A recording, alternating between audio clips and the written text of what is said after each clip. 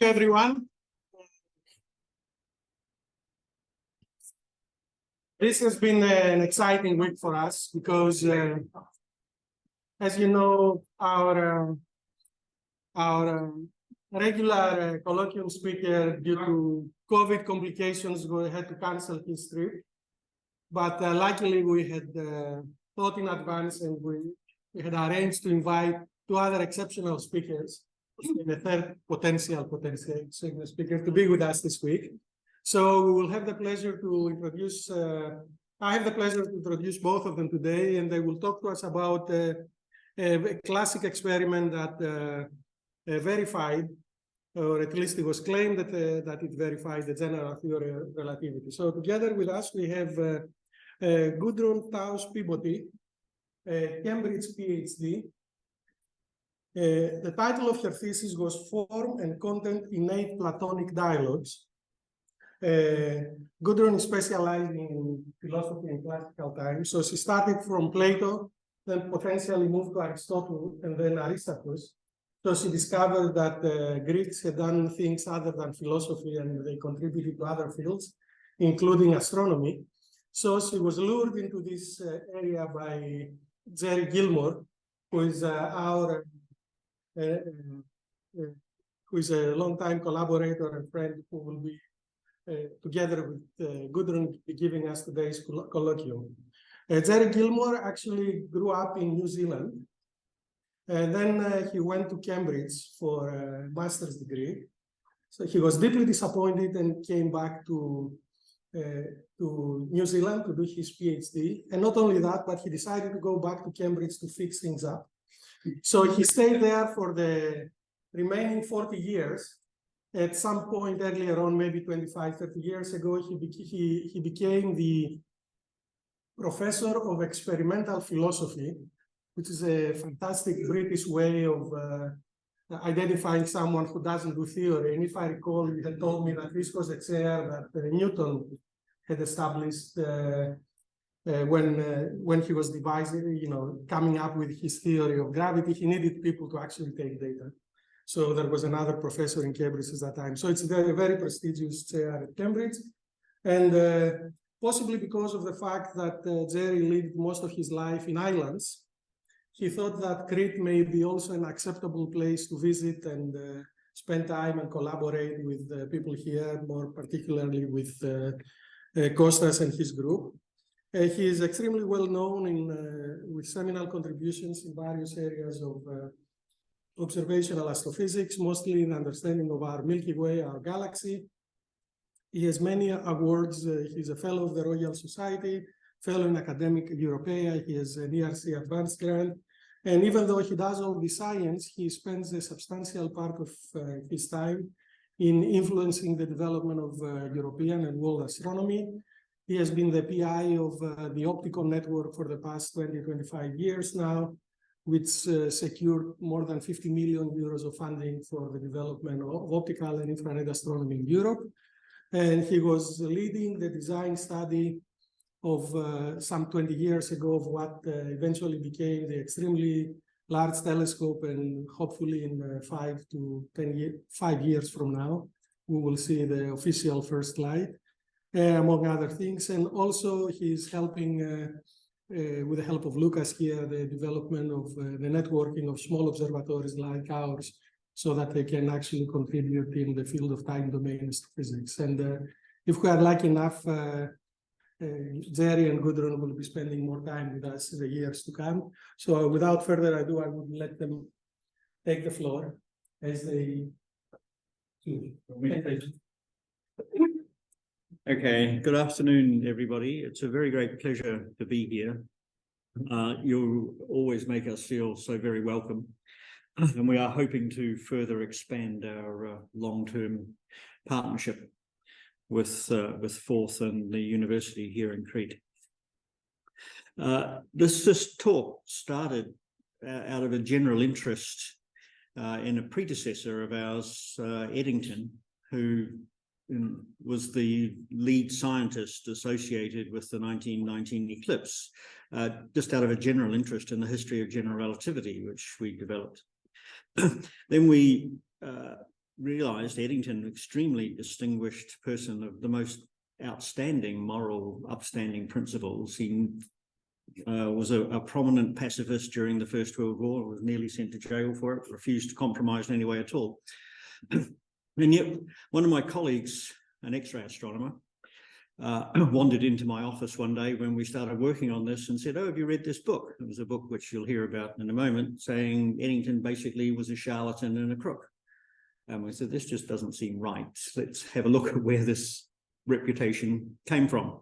And so that initiated this program that we now have turned into an article, which is actually the second most downloaded and read article in the relevant Royal Society journal. It's been dramatically popular and successful and influential over the last 2 or 3 years. So we're really pleased with it.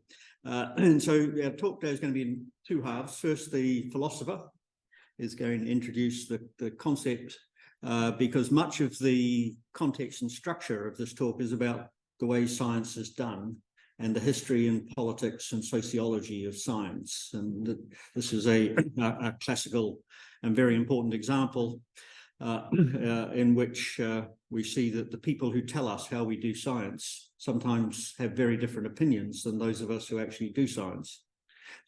So we'll start with Gudrun. We'll introduce that aspect of it. And then there's some quite interesting statistics on how people used to do science in the 1920s, which I will then introduce later on. So I will start with a little bit of the history and the events between 1919 and then 1980, when things started to change. How do I change the slides? So these are the people who were involved in the expeditions of 1919. So Frank Dyson, the Astronomer Royal, was instrumental in the organization of the expedition and also later in the analysis of the results and their publication, but he wasn't actually physically involved in any of the 2 expeditions. Arthur Eddington needs no real introduction, but he went with Edward Colloquium to Principe in West Africa. That was one of the expedition. One word about Colloquium. He was a clockmaker from Cambridge. And that's an important little detail for 2 reasons. One, because it points to the level of precision that was needed and the precise expertise that was needed with regards to the instruments that were used for the expeditions. And the second reason is it points at the unavailability of people to accompany Eddington to the expeditions, and that was because it was the aftermath of the Great War and a lot of people had been killed. So Eddington didn't actually have many assistants to come with him. The other 2 individuals are Davidson and Cromlin, who were astronomers of the Greenwich Royal Observatory, and the 2 of them went to Sobral in Brazil. So the expeditions brought about 3 sets of data. One came from Principe and 2 data sets came from Sobral from 2 different instruments. The results were presented on the 6th of November 1919 at a joint meeting of the Royal Astronomical Society and the Royal Society at Burlington House in London. The meeting was chaired by no other than J.J. Thomson.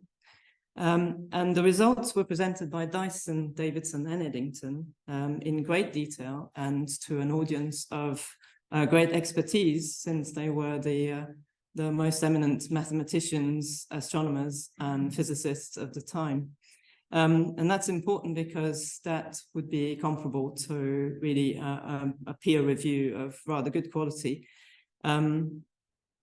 There was no immediate criticism of the results at the time. In a historical context where general relativity was still met with a lot of skepticism. And there was no objection to the rationale which had been presented to these experts for obtaining the results. As a result, the eclipse results made Einstein famous overnight.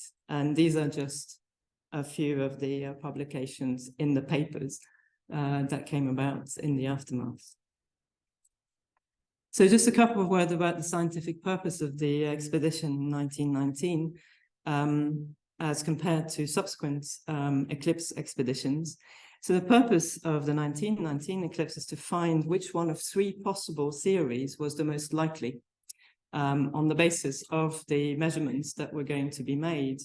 And so the possible theories were one of zero deflection, one of the Newtonian half deflection, and Einstein's theory, which was 1.75 deflection.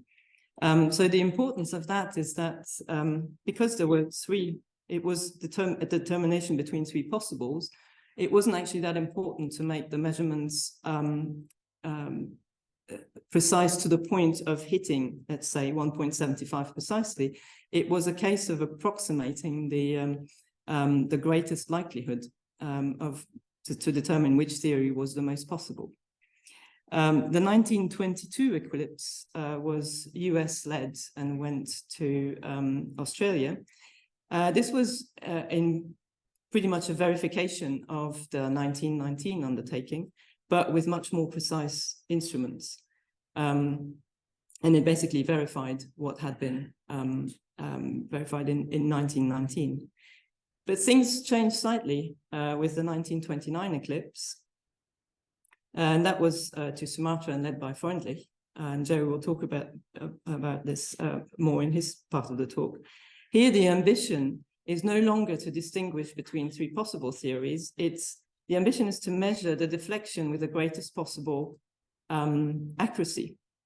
And so because the focus changes, it also then changes the parameter which you use to possibly discredit experiments. You can't, if the ambition is to make measurements as precise as possible, then you can discredit an experiment for not using precise enough instrument. But if that's not the purpose of the expedition in the first place, then you can't use that argument to discredit the purpose of an experiment, which has been done for the 1919 one. So now coming to Eddington's bias, how was it constructed? So the first statement that was made that was of a scientific nature, that Eddington was already convinced by Einstein's theory ahead of any organization of any expedition. The second one was a political point, that Eddington was interested in a post-war rapprochement between German and British scientists, and that he wanted to see an end to the talks of boycotting German science. I mean, both of these statements are true. Eddington was indeed convinced by Einstein's theory ahead of any verification by experiment. And both him and Einstein as well were pacifists and very much engaged into re-establishing international collaboration after the Great War, and of the belief that science, scientific undertaking should really transcend any political or nationalistic consideration. But none of these 2 arguments is in either combined or in itself sufficient to make an allegation of bias. You would have to add the argument that Eddington would also have been disposed to forego his scientific integrity in order for any of these 2 other points to take precedence over that. And that's the part which Gerry already mentioned, where we put a question mark and re-examined where the allegations of bias came from.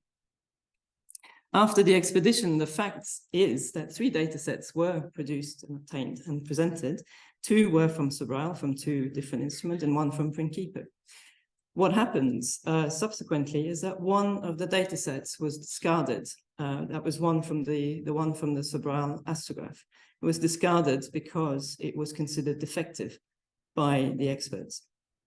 The allegation which was made subsequently is that the decision to exclude that data set had been made not on objective scientific grounds, but because Eddington had let bias influence his scientific judgment.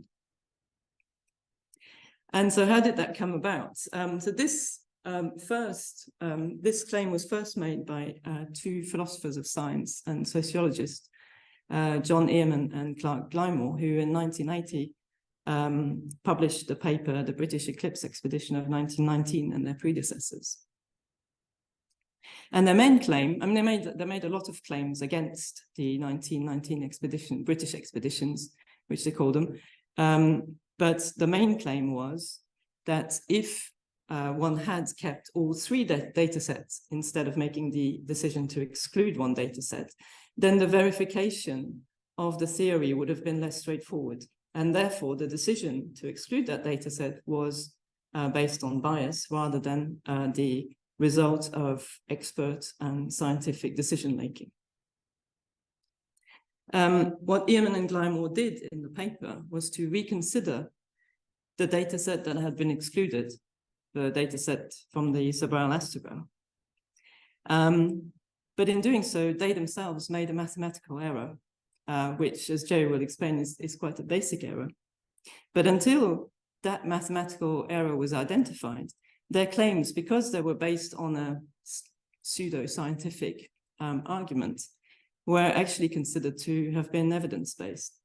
And that allowed their argument of bias and their deconstruction, if you want, of the 1919 eclipse expedition and its significance to find its way into the later literature and to become the main reason for the allegations subsequently made about Eddington and its bias and his bias. So one of the books, and that was the book that Gerry mentioned that his colleague had drawn his attention to, is the Golem, which was published by Collins and Pinch first in 1993 and has been republished a number of times. An extremely popular book. The main point of the book was to show that science is not all it's cracked up to do, basically, that science is not really based on objectivity and rationality to the point we always think. And it's a sort of form of debunking that these two sociologists, I think they both are, thought they should undertake. But what Collins and Pinch also did, is they simply used Earman and Gilmore's arguments as read, without verifying them, without verifying the premise on which they were based, and included them into their own arguments that they're making in this book. And that failure to, I think, check premises really effectively undermines the validity from the start of their own conclusions. We had, subsequent to our paper, contact with, I think it was Harry Collins, who said, well, of course, we didn't verify we didn't check the arguments because it was such a good argument that we thought it was just fantastic to make our point. But of course, that as a method in itself is rather questionable from a theory of knowledge point of view. Another example of literature into which the bias arguments found their way is John Waller's Fabulous Science. And as you can see, as time goes on, the claims become more and more extreme, and the accusation of bias also more and more extreme. So now we have Eddington in a sentence saying, because an eminent British scientist cooked his figures. And we also have the interesting statement that is now John Earman and Clark Gilmore, who have shown that the evidence the scientists presented was unquestionably inadequate. Eddington is accused to have served to debase the whole scientific enterprise, and to get to the bottom of the pit, so to speak. There's a review on Amazon that I found at the time when we first gave the talk. I don't know if it still exists, where Eddington is now no longer an eminent British scientist, but he's a dab hand at faking results. So what did actually happen? As we've seen in 1919, we had a situation where experts like Eddington, Dyson, and Davidson put their results to the detailed scrutiny of experts, of other experts in a process which is really akin to peer review. And the results and the methodology that was used to arrive at them was endorsed. In 1980, people of arguably much lesser expertise in the field of data analysis and science scrutinized this endorsement and questioned the experts' expertise.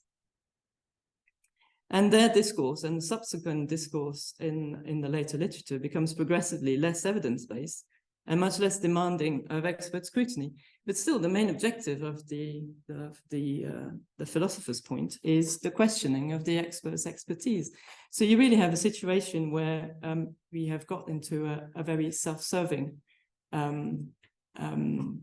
discussion. So to understand what Ehrman and Gilmore really did, you have to place their paper into the right context. Of course, by 1980, GR was an accepted theory. So their point, when they reanalyzed the data set that had been excluded, their point was not to undermine general relativity, but their point was to undermine the methodology back in 1919, which had been used to arrive at the verification of this important theory. And so their paper comes in a philosophical context, and it's one of analysis of the models of the scientific method. And two names sort of spring to mind, as then that of Popper and Kuhn. And the broad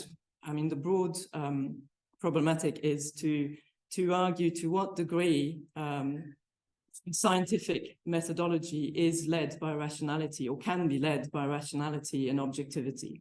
And that's a debate which will go on, I think, for the length of humanity. But it's a philosophical enterprise which has a right to be there, but it has to, the point that we were making in the paper, it has to be kept in its context, in its philosophical context. But what Ehrman and Gilmore did, and where I think they really departed from a methodological point of view from what they should have done, is that they resorted to a form of scientific evidence rather than sound argumentation. They for brief moments stepped in as a pseudoscientist and reanalyzed the data and used that sort of scientific evidence to really strengthen their argument. We don't believe that without this reanalysis of the results, their arguments would have had the power that they had to influence Eddington's have the influence on Eddington's reputation. So to summarize, the 1919 eclipse suggested, in fact, a model of scientific methods. It was the perfect paradigm of a new theory which predicted new effects, which could then be verified by observation, verified empirically by observation, leading to acceptance subject to the observation and the verification being made as objectively and rationally as possible. And so, having become a paradigm of this type of scientific method, that same paradigm became the target of people who wanted to undermine the idea of that sort of scientific method. And that is exactly what Ehrman and Gilmore did. The reason why the 1919 expedition had become the paradigm for scientific methods based on objectivity and rationality was mainly thanks to the expertise of the scientists, which was unquestionable. Their expertise in the data collection, the understanding of the instrumentation, which was my point about the clockmaker, the expertise in the data analysis, but also thanks to the scrutiny of the results, which was this peer review on the 6th of November, 1919. But Ehrman and Gilmore's own endeavor was to undermine that paradigm in order to undermine the scientific method it seemed to evidence. And they attacked every step of the scientific model, which was exemplified by the 1919 eclipse, in order to gain ground for their own views. So what effectively happened is that their own determination to undermine the paradigm was actually the leading force for their own methodology. And along the way, Eddington and his data selection, along with Eddington's scientific reputation, really became the sort of historical collateral damage. So in conclusion, the damage to Eddington's reputation was really caused by the strength of Earman and Gilmore's premise, i.e. their inexpert reanalysis of the data. And as I said, they briefly had stepped out of their philosophical argument and entered the realm of scientific expertise, which they were in fact lacking because they did make a mathematical mistake. I think the main mistake that they really made was to confuse two sorts of arguments, a scientific one and a philosophical one. The history and philosophy of science and the wider community continued nonetheless to accept Earman and Gilmore's argument without ever checking where it came from and whether the premise that they had used were actually robust. And that, rather amusingly, really created the best example of confirmation bias, which is exactly what Earman and Gilmore were accusing Eddington of. And so I think now it's Gerry's turn. Right, we'll continue with a quick run through of the more technical aspects and the mistakes that happened. So first, just a couple of slides to remind you, at least some of you in this room weren't alive when this was happening, of where general relativity came from. So it started already in 1907 with the principle of equivalence, which actually leads directly to light bending as well as E equals mc squared. And so already back then, even before Minkowski introduced space-time, Einstein was considering the possibility of observational tests of the consequences of the principle of equivalence, and started talking to people, including this person called Freundlich, who was working in Potsdam, as he continued to develop the theory. So then they're just listed down here. I shan't read them all out. There was a series of incremental developments of what eventually became the full theory of general relativity, which was the last of which was published in Potsdam at the end of November. And just 4 weeks later, Schwarzschild produced his full metric solution, the exterior spherical symmetric solution, showing that the solution of the field equations that Einstein had developed in this rather iterative way was actually unique and valid. So then in 1916, all this was happening in Germany, of course. No one knew anything about it except some people in Leiden. And there, particularly through the influence of De Sitter, De Sitter brought the attention of the theory to Eddington and published the first English language articles describing general relativity that were already published in 1916. And then Eddington developed them further and published a proper little mini textbook of general relativity already by 1918. And so this underlies the point that was made, that Eddington was convinced that general relativity was an interesting theory before the eclipse experiments. The perihelion shift of Mercury was, of course, calculated by Einstein directly. And so that test was available. So this is just to remind you, I'm sure you all know it, the light bending past the sun, it makes a star appear to move outwards away from the sun because we're down here observing it. The picture on the right is from one of the original Sobral test photographs of measuring the eclipse, and with the red arrow I've put there is the shift in the centroid of the image caused by the general relativistic bending effect. So it's interesting, non-astronomers said, oh, that's quite small. Whereas astronomers said, oh, that's huge, because a shift of that amount for people who are used to measuring stellar parallaxes and so on is really quite enormous. And so it's quite a big effect, is light bending. The challenge is to measure it in this presence of a lot of complicated systematics. So now, in this rather crowded slide, what is it that we're trying to understand what's going on here? Well, these are the points made by Ehrman and Gilmore, and were basically the points. There were 3 data sets from the 1919 eclipses. There was a small telescope, a 4-inch telescope, which gave excellent data, reasonable errors, and that was the highest weight result, and everyone agreed with that. There was a second wider field astrograph telescope at Sobral, where the 2 expert observers at the time, who they were the 2 most senior astronomers at the Royal Greenwich Observatory, had been measuring eclipses for 25 years by then. They immediately realized something had gone wrong, that the image structure was all distorted. So they were very concerned about that. And in fact, when it came to be measured, as you'll see in a minute, you can change the mean by a factor by 65% as a systematic error, depending on what you think was the cause of the degrading in image quality.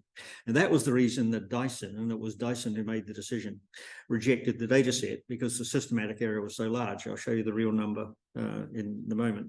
From Kipe astrograph, that's Eddington's experiment, the weather was not very good. The images were not very good, but nonetheless, there were no systematic concerns, so they were retained.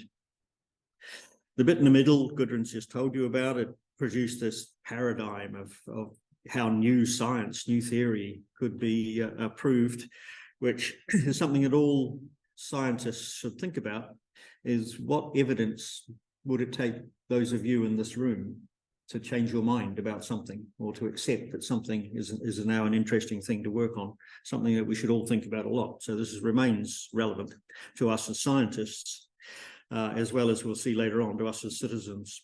But anyway, the points that Ehrman and Gilmore made, there were 6 of them really. There were the 3 points raised just before that we'll come back to in detail about the selection of the data sets. But then there are these 2 other points that shows the extent to which they were desperately struggling to get everything they could into the argument. The first, they claimed that the light deflection calculation by Einstein was uncertain, and therefore there was no robust prediction of the general relativistic light deflection, and that they did an approximate calculation, and then they adjusted the calculation to fit the measurement, which of course is unreasonable.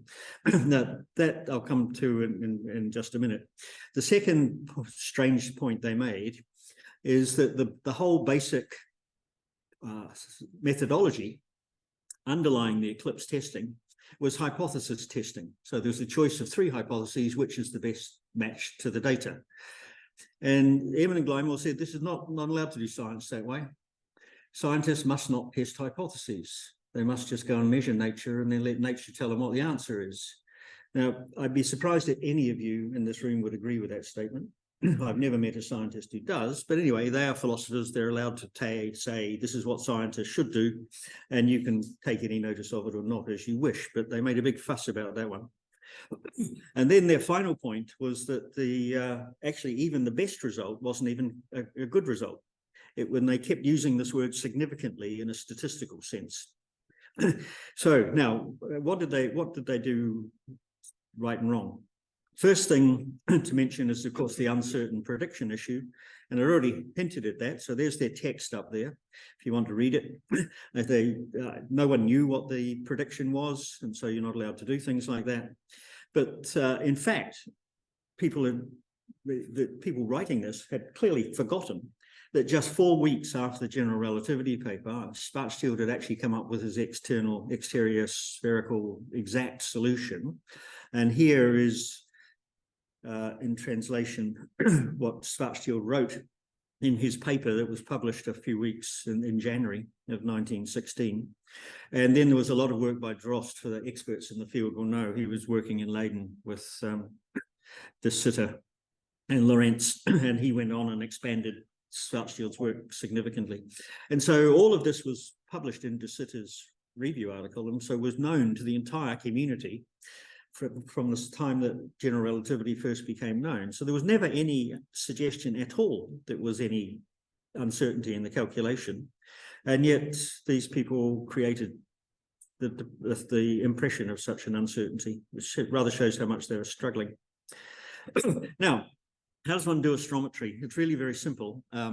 Astrometry in the focal plane of a telescope is very well defined because the optics of a telescope are well understood, and the various distortions, astigmatism and chromaticity and so on, the common names, are all well understood mathematically. They're called Seidel distortions. So we know the equations that we need to correct for them all, depending on how a telescope is aligned correctly or not.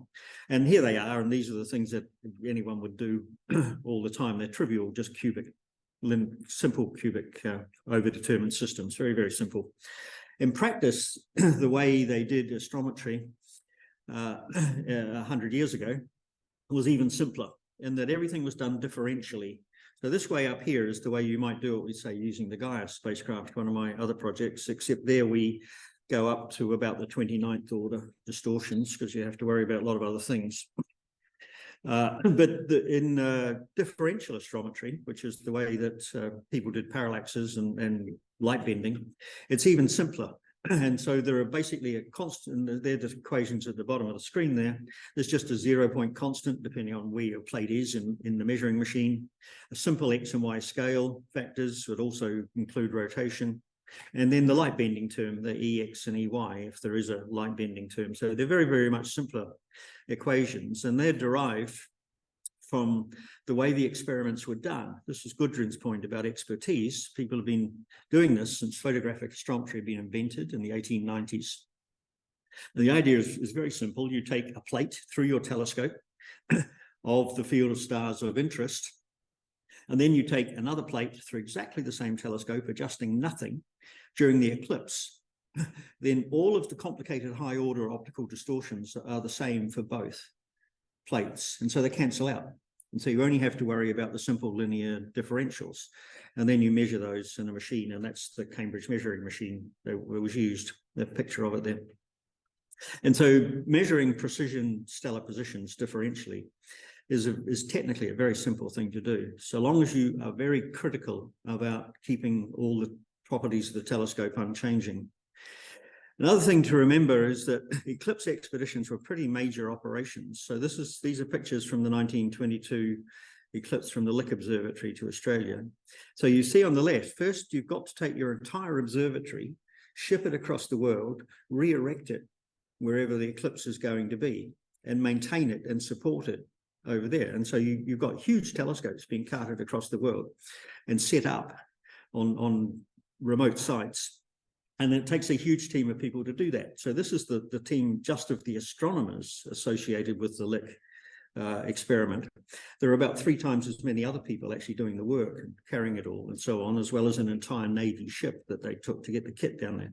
So these are hugely expensive, elaborate experiments, and not many, they can't be done very often, and not many people have the resources to do them very well. The 1919 eclipse experiment, by contrast, was this.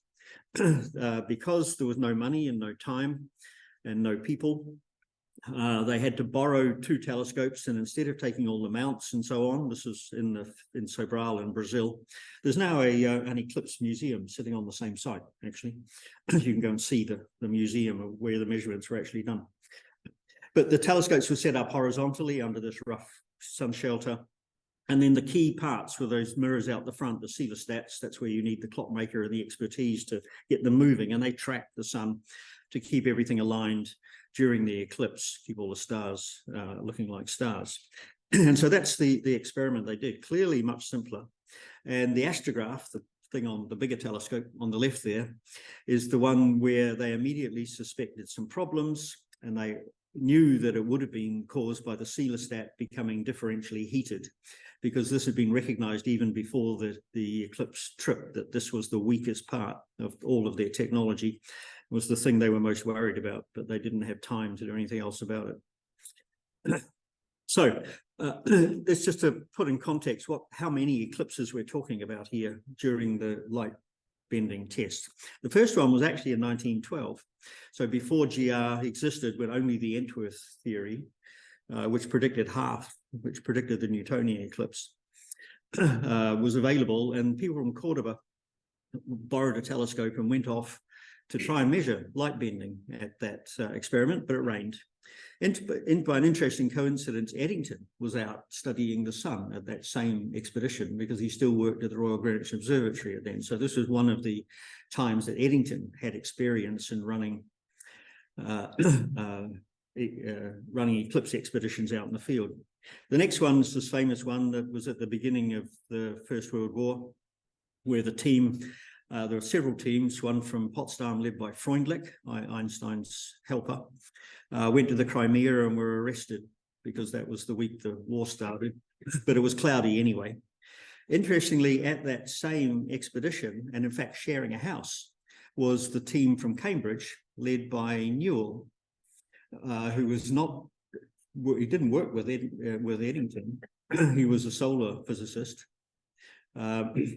But Newell was very wealthy. And Newell is the source of the Newell telescope that you'll see on the right there, which is now in Athens, and is widely known in Cambridge as the Newell marbles. The other expeditions to various places around that time were all clouded out.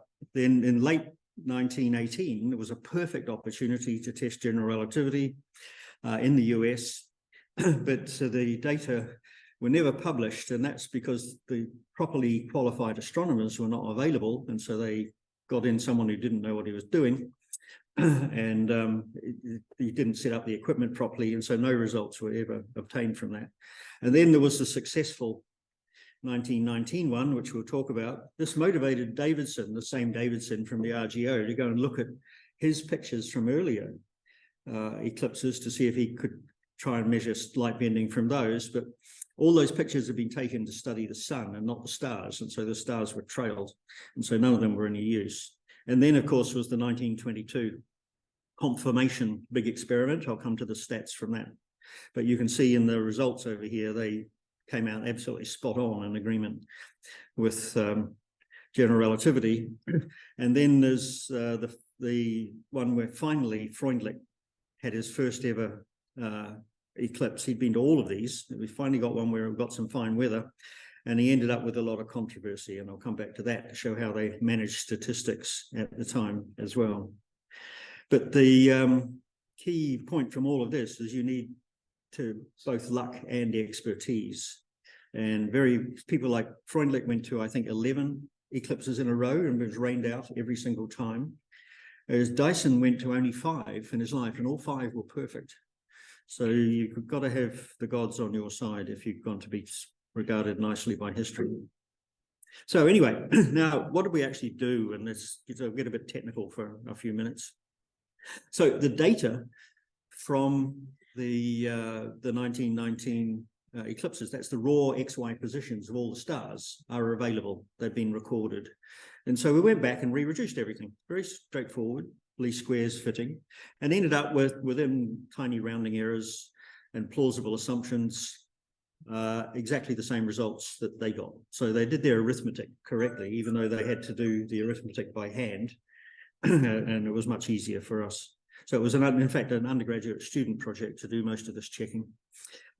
So then we get into some of the criticisms that are now made by Ehrman and Gilmore, or other people.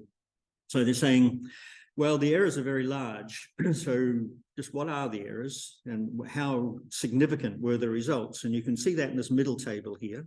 So the 3 lines are the 3 different telescopes. So the Sobral 4-inch, this was a telescope borrowed from a Jesuit priest in England who was the Jesuits ran a solar observatory.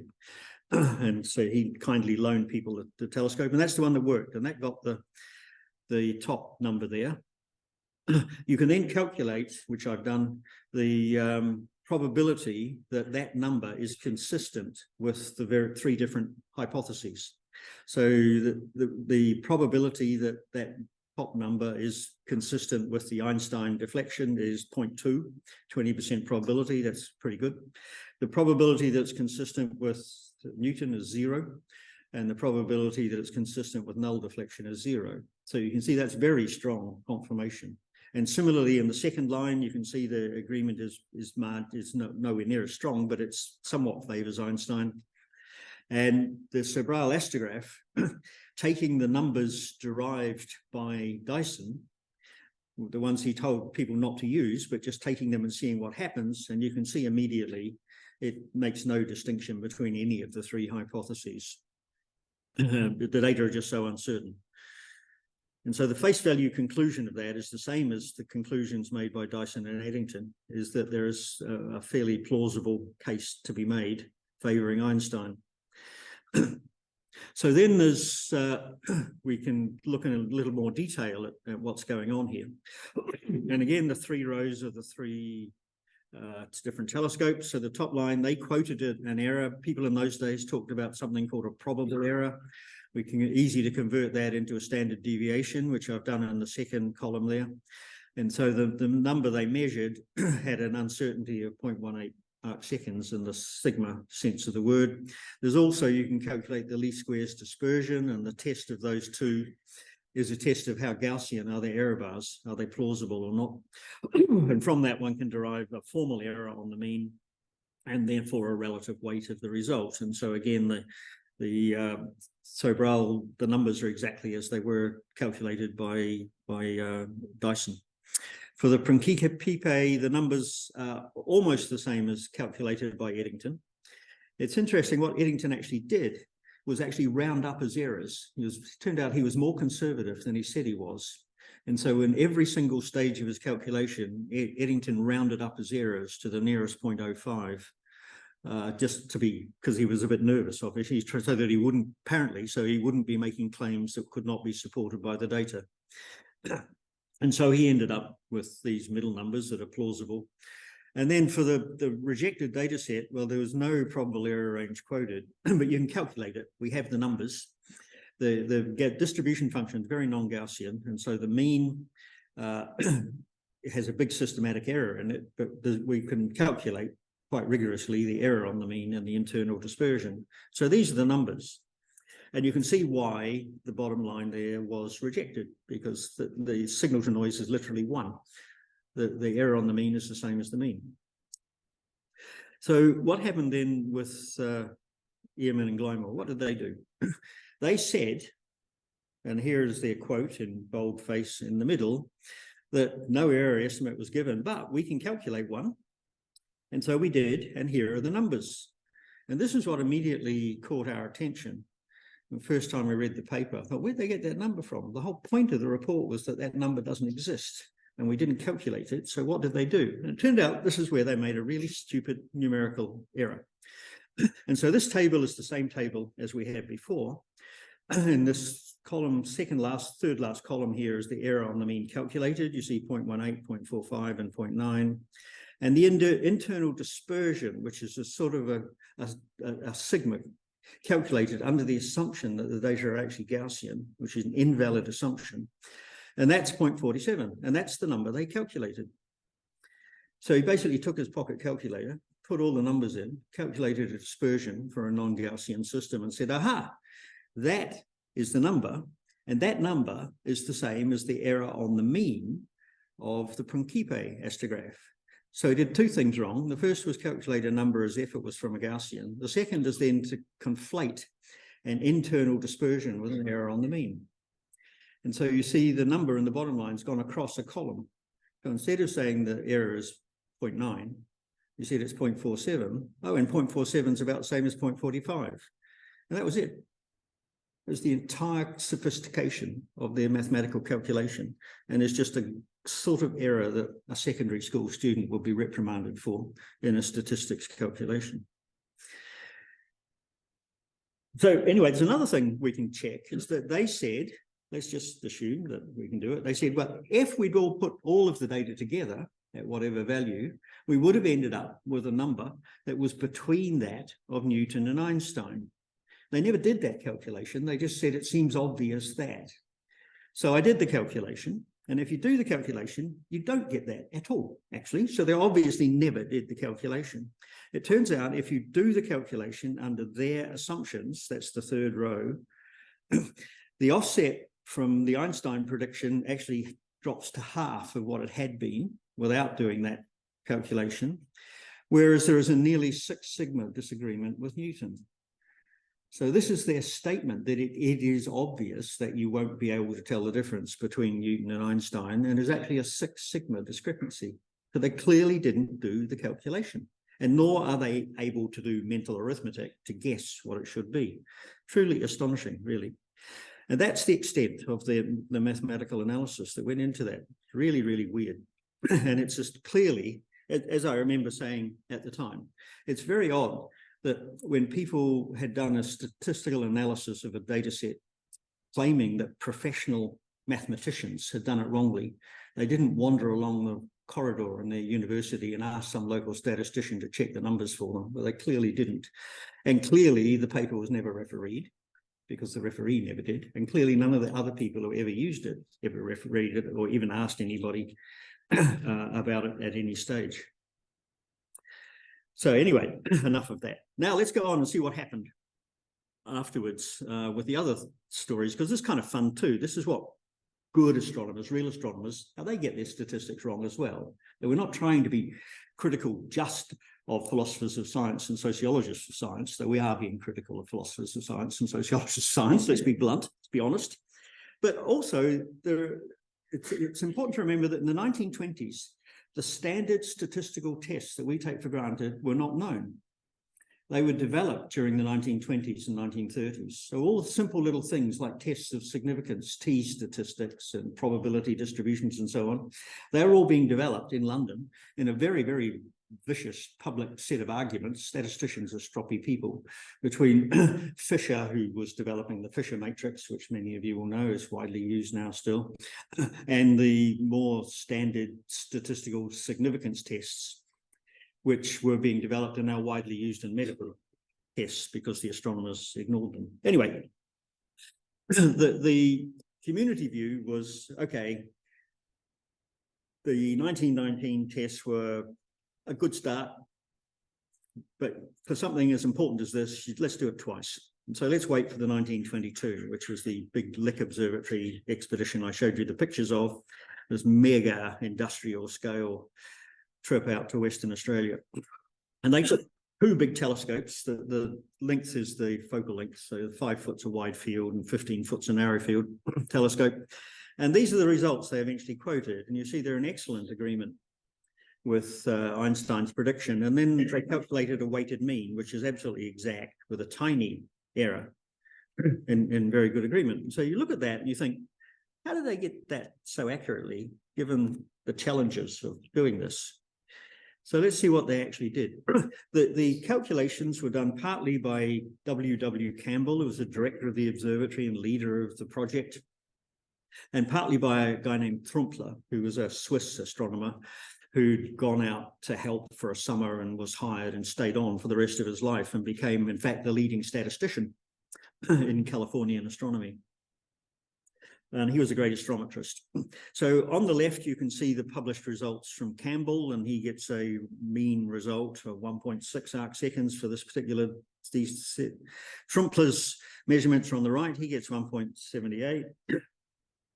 And then he just averages them all together and gets 1.72, all very, very close to Einstein. Now, of course, this was considered acceptable statistics at the time, whereas you will have immediately said, well, hang on, there's a systematic error. There's a systematic offset between the 2 observers here. How are they merging the data sets? What sort of information are they using? Well, they didn't use anything. They just averaged them together. Except they slightly, and this is where Trumpler's expertise came in, where some stars were very discrepant, he decided, and you can see it in the bottom right there, he decided which ones were of higher weight. Now, in this particular data set, this was the highest weight set, the small field, high magnification data set.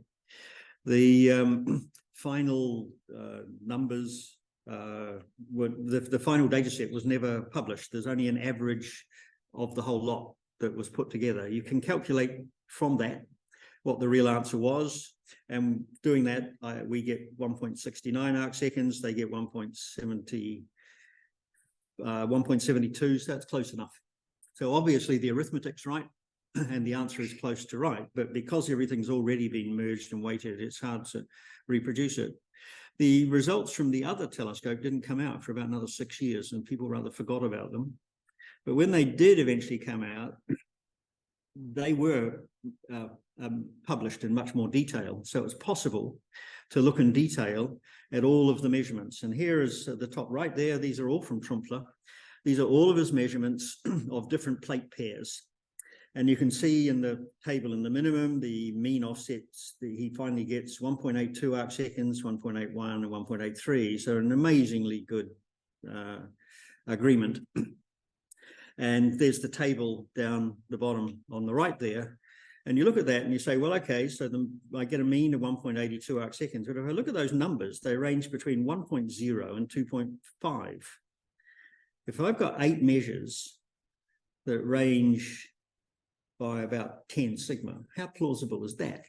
And so you can plot, and that's what the plot on the bottom left is if you put together Trumpler's actual numbers and try and fit them by a Gaussian dispersion rather than taking his numbers, you find that there's not a perfect description, but you get a not bad fit by saying that the actual final error bar is 0.5 arc seconds. So the actual measurement was only a 1 sigma distinction between Newton and Einstein. It was not presented as that at the time. And no one, so far as I'm aware, no one's ever mentioned this in the literature since. Must get around to writing it up. Now we come on to Erwin. How are we off for time? This got 5 minutes yet? Good. Now we get on to this fascinating person, Freundlich. His wife was Jewish, and so he was forced to leave Berlin, Potsdam, and he moved to Scotland, and his wife's family name was Finlay, a Scottish name, so he changed his name to Finlay Freundlich after some time. He was a mathematician who was given a really boring job doing tedious data processing in Berlin, was bored out of his brain, and so he spent his spare time becoming an enthusiastic, very early supporter of Einstein's theories. So from 1911 on, right, this is long before there was even the Entwerth theory. At this stage, there was only the principle of equivalence. He was already talking to Einstein and vice versa about testing the theory. He was an extremely argumentative person, had huge public arguments with von Seeliger, who was his director, and with the person who later became his director. And this is a statement of how brave Freundlich was, really. This person, Ludendorff, that he had an enormous series of really quite bitter arguments with, was the brother of the president of the German Republic. His brother was the person who appointed Hitler to power. And yet Freundlich was quite happy to stand up and shout at him in public. So he was a brave person. But anyway, he had to leave shortly afterwards, and he did. Eventually ended up in St. Andrews. Spent the last half of his career as the professor of astronomy in St. Andrews in Scotland. But he was extremely unlucky with his eclipses. So he eventually, however, 1929, just before he had to leave Berlin, eventually got one eclipse. And he decided that he wasn't an astrometrist, he wasn't even a very good astronomer, and he decided that the whole thing should be done differently. So instead of doing classical differential astrometry, he would build a mechanically multiply stable self-calibrating system. And so he built this ginormous thing. Must have cost a fortune. 2 huge telescopes on an enormous optical bench that swung in and out of each other's optical paths, actually during the eclipse, did all the calibrations, and had grids projecting onto places all over the place and so on. And he came up with these numbers here. And so with a mean deflection of 2.24, not 1.75, but with a probable error that's tiny. Now, again, you can see his numbers range by 0.8 arc seconds. And so he's got 4 numbers that range by 8 times their probable error. And so it's trivial to calculate how likely that is. And there's the number. There's only 1 chance in 10 to the 8th that his error bars were plausible. This is so dramatic that even Einstein, who was not a great statistician, wrote to him and said, "Why are your numbers so terrible? This can't be right." To which he replied, and this text here is from a letter from Freundlich back to Einstein, "We must always reckon with deviations that are up to twice what they should be." So any normal modern person would say, "Oh, well, my error bars are obviously a factor 2 too small." And so my confidence levels are similarly too small. But in those days, they said, no, they didn't know about Gaussian statistics, or they didn't believe in them. But then there's an interesting thing happened. Because by this stage, general relativity had become the paradigm, if you came up with an answer that was very different from the paradigm, then other people went and had a look and checked. And so you can see down the bottom right there that Freundlich's data sets were reanalyzed by 5 different people, got 5 quite different answers. So clearly people were making approximations and the data was complicated, but not everybody was following a standard analysis, which, to be fair, you couldn't really, because Freundlich's data had not been taken in a standard way. But the interesting point to note there is the second line, with Trumpler yet again getting precisely 1.75 seconds, quite different than anyone else got from that same data set. Now, this is the field of view of Freundlich's eclipse. This is the only eclipse he ever got. And as Gudrun mentioned, all the stars are on one side, apart from one that's off the other side. We can do the same thing as we did before and say, well, what's a plausible error that you would associate with this distribution? And it is indeed about 4 times larger than Freundlich said it was, but that's fairly obvious. But there's a more interesting thing is what's going on with all the arguments about these things. And this picture on the bottom right shows you the challenge that one has when you try and do non-standard astrometry. So what's plotted here is effectively the change in the Einstein light deflection versus the change in the photographic plate scale. So the thermal expansion of the telescope. And you see, just by bad luck, there's a spectacular correlation between one point way up on top left there and a couple of points down in the bottom right. And that's the thing that people intuitively understood at the time. They said, oh, but everything depends so much on one star, it can't be right. So there's something wrong. But they didn't actually do what we've done here and say, well, okay, what is the actual error on the answer that you get out the other end? And you can do it with replacement bootstrap sampling or in lots of other ways, and you can bias things and eclipse things and so on.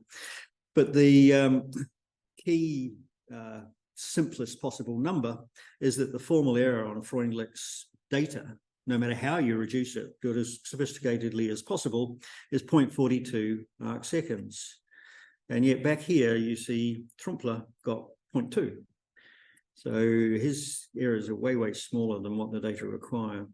So the problem with Freundlich's thing is that he tried this new mechanical way to fix the scale, and it failed. And it failed with what, with hindsight, is obvious to us, is that because the 2 optical paths that suffered non-common path errors. Now, to anyone who knows anything about a modern adaptive optics system, this is the whole problem that you have with any optical system, is you've got non-common path errors, so you've got different distortions down different bits of your system. They didn't understand that at the time. He built this mechanical system to try and fix it. He wasn't actually very good at anything like that, and so it didn't work. So he was just unlucky as well as not being up to the job. But now we'll finish with just coming back to Trumpler again and look at the numbers that Trumpler got.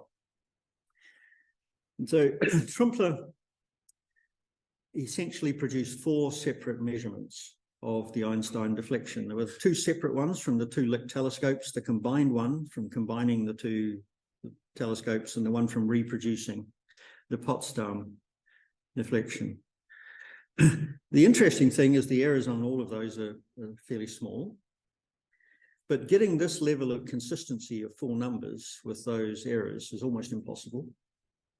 But the intriguing thing, and this is really fascinating, is that we went back through and we re-reduced every single one of Trumpler's measurements. Huge amount of effort from these great big tables of numbers that were all in sort of Gothic script from Freundlich. You can type them all in, you can sanity check them, and his numbers are correct. He did do the calculations correctly. Somehow or other, he had this vision, this feel for correctly weighting outlying data to get precisely Einstein's result at the end. Now, I don't think he cheated. There's no evidence he cheated. It is just completely impossible that it happened by chance. So he's just spectacularly, he's the inverse of Freundlich. Freundlich was spectacularly unlucky. Schrumpfer was spectacularly lucky. Many of you will have learned, as I did, your astronomical statistics from a textbook written by Schrumpfer. So he later became a very eminent statistician, but certainly in his early years, he was just dear lucky, I think. I certainly wouldn't like to say he cheated, but he was implausibly lucky. So where are we in our conclusion? I think, oops, last two slides, sorry, just about to finish. No, this is just a summary, it's not really conclusion. So the first is that the importance of expertise, and this is worth us writing another article about, or people realizing is something important for every practicing scientist. Expertise is everything. You've got to understand what can go wrong as well as what can go right. And if you don't understand all those things, stuff will come out as looking like a slightly anomalous statistical mix. You might call it, say, a tension if you were in cosmology, and you won't have any idea where it's come from or any way of knowing about it. And so it's a very important lesson to learn that one has to understand what can go wrong in data if you're to trust what comes out the other end. It's also a nice comment on how conservative the scientific community is. So somebody who turned up without expertise, with a brand new way of doing things, was simply ignored by everybody, probably correctly, but nonetheless, it's very hard to break in if you don't do things the normal way. But the other interesting point emphasized earlier by Gudrun is that the sociologists of science, like Eamon, Gilmore, Collins, and so on, they work in a completely different context. And they have a vision of how things work. And their vision is that we create what we do. We do not go out and observe a real universe, a nature that exists and has information waiting for us to determine it. They don't believe in that. They don't believe there is such a thing as existence in the absolute sense. There is no measurement waiting to be made. We create those measurements. It ties in interestingly with modern philosophies of the interpretation of quantum mechanics, but without the, I would say, being biased, without the mathematical rigor that goes with it. So here we are anyway, last of all of this. I'll just leave you to read all this stuff because it's repeating it. The only points I'd note are those 3 points, 4 points down the bottom. And that's why should you care? Why did we decide that it would be good to give a talk like this to an audience like this? Well, the really important thing is that when people undermine the scientific methodology, including scientists who overstate it, then this just debases the system in the view of those who want to debase it. Now, they may be sociologists with a particular viewpoint they're not prepared to argue against, or it might be people who don't believe in COVID vaccines. So this affects you and it affects the society in which you live. One very prominent UK politician said the public have had enough of experts. And this was when all the expert economists came out and say, if you vote for Brexit, you're going to destroy the country's economy. Turned out to be true, but nonetheless, politicians were able to make the argument that experts couldn't be trusted because experts occasionally disagreed with each other. So these things are really important for the society in which you live. Not that I'm suggesting you have politicians that have anything less than perfection in Greece, but nonetheless, it's important to think more widely about what science is and the way we do it. Thank you.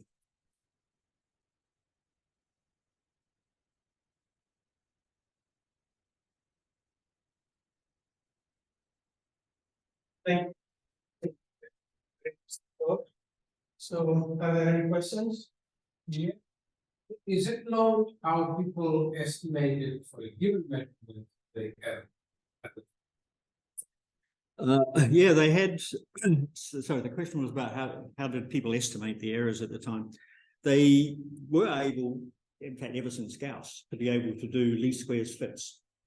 And so least squares fits automatically gives you some sort of a dispersion, which you can then scale into what they used to scale into a probable error. We tend to scale it into a standard deviation. And so that had been known since whenever Gauss was, what, 1800 or something. Would that be several measurements? That's right. You need. Well, the answer is no.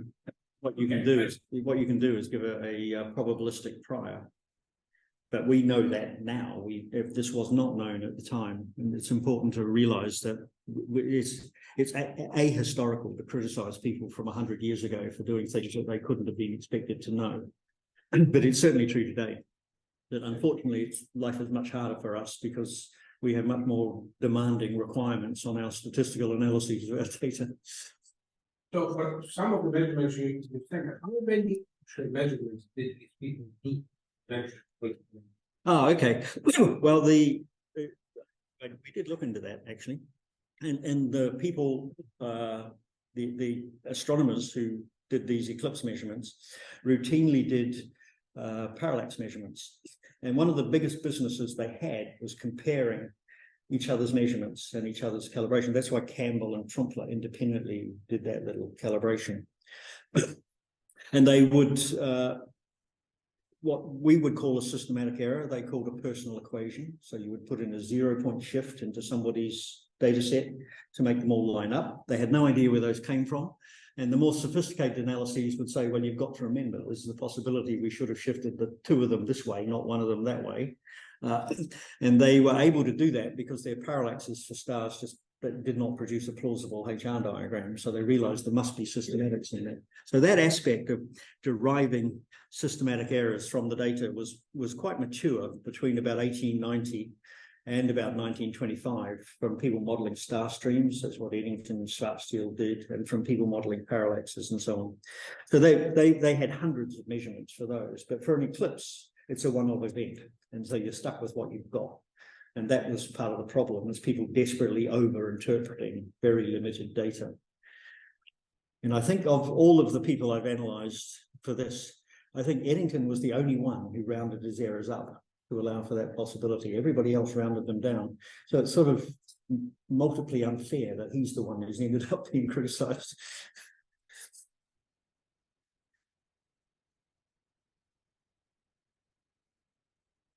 So it seems like most of the discussion was comparing the expectation to 1420.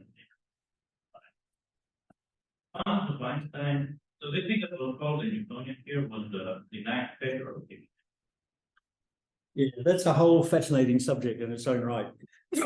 The idea that there was a zero deflection, a Newtonian deflection, or an Einstein deflection was actually created pretty well by Eddington in the lead up to the eclipse. The idea that there was no deflection had been around forever. That's it. Does light follow the equivalent principle? And if you were a strict Newtonian and a wave theorist, you would have said no, light's a wave, it doesn't have a mass. So the null prediction was the Newtonian prediction. The equivalence principle came along.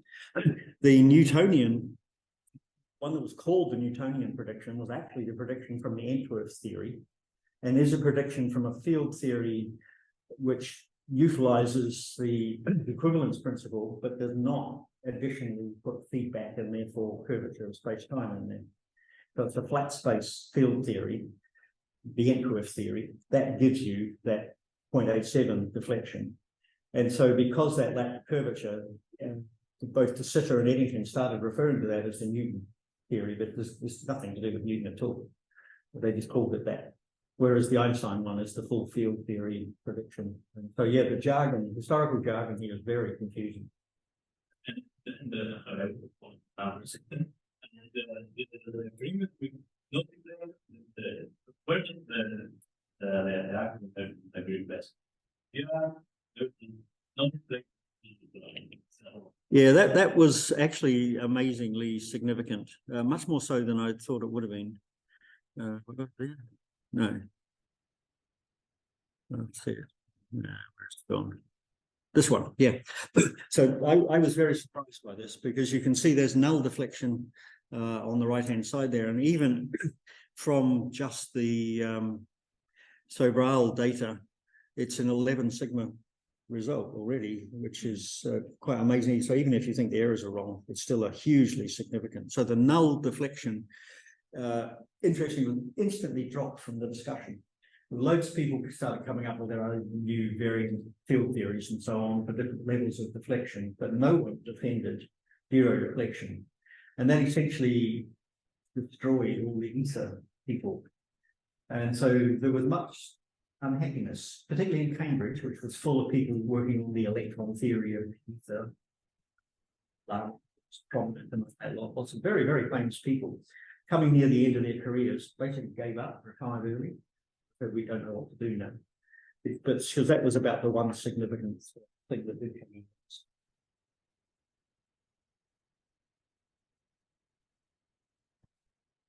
I could ask a question actually. Back to specific, but was it because, or was it because some part in time everyone is regarded as possibly as 1930s from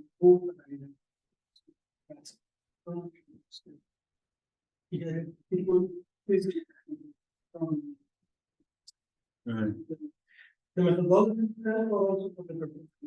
Well, I think actually Gudrun partly answered this question, but I think it was really answered by Harry Collins, the guy who wrote the Colloquium, who's a sociologist of science in Cardiff, in Wales.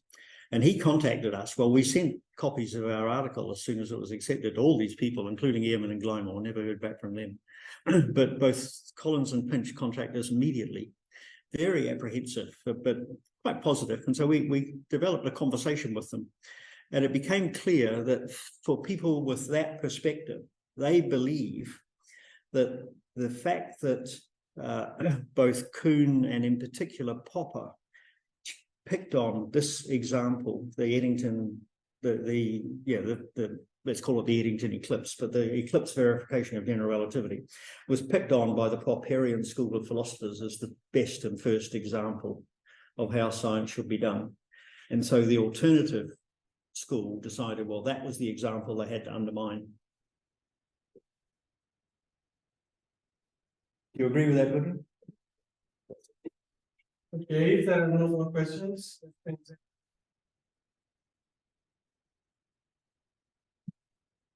we'll be here up until next Wednesday, and we are on the second floor, around 216. Thank you.